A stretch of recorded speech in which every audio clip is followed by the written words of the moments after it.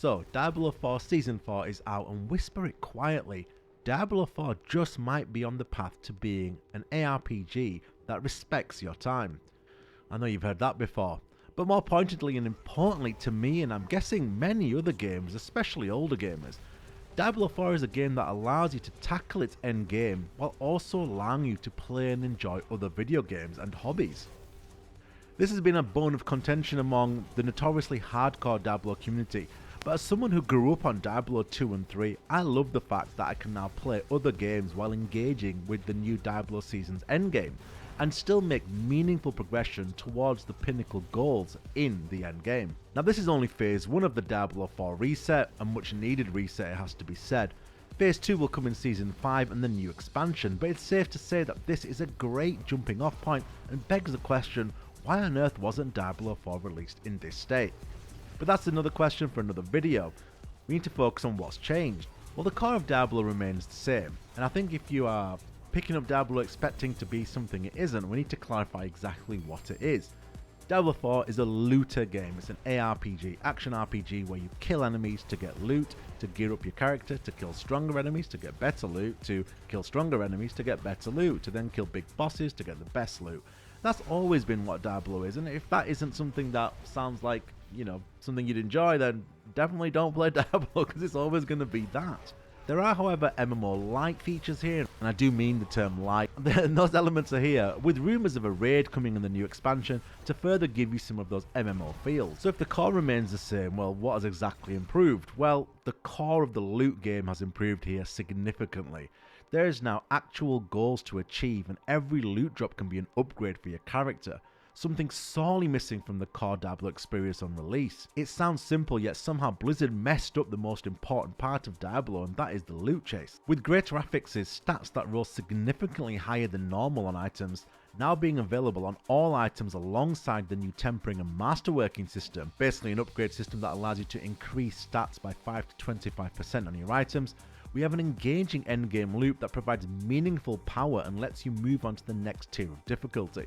Now basically they've brought greater rifts back into Diablo 4 from Diablo 3, they've renamed it the Pit, and it's basically a glorified horde mode with stronger enemies with a boss at the end, but these bosses actually have some mechanics to them and do need you to have a bit of pattern recognition as well as a well-geared character. The leveling process itself is streamlined and fast, meaning players can get into the endgame loop within 10 to 15 hours, and that's really where Diablo now shines. The leveling process has always been the least favourite part of Diablo for me, so to be at level 100 inside 4 days on 2 characters is a big plus. Talking of new characters, for the first time I've not only achieved one level 100 character, I've now got 2 level 100 characters, a Twisted Barbarian and a Minion Necro for anyone asking, but I have 2 level 100 characters inside 4 days because Diablo is now fun, and that is the key thing and the key takeaway from Season 4.